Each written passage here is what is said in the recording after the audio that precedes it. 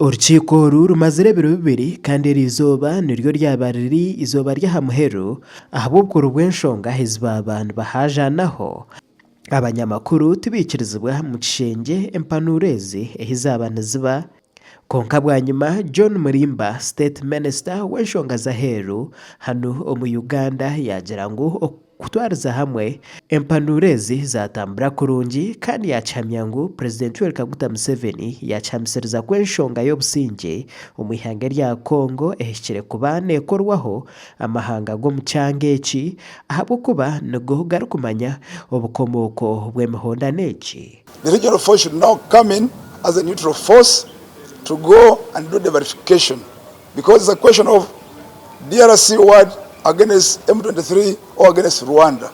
So how do you qualify that? The reason we are here, we cannot talk about bring about lasting peace in Eastern DRC without talking about M23. M23 are the lead actors in Eastern DRC. Of course, we've given ourselves about 10 days to conclude on the improvement, but also within 2 weeks to convene another meeting.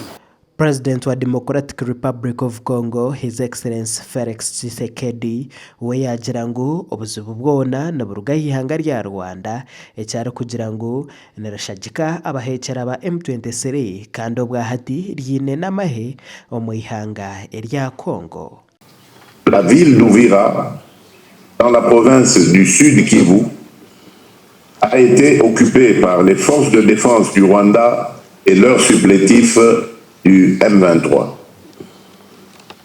Cette occupation constitue une violation flagrante du cessez-le-feu, des engagements librement souscrits, des principes fondamentaux de la Charte des Nations Unies et de celle de l'Union africaine, ainsi que de la résolution 2773 du Conseil de sécurité.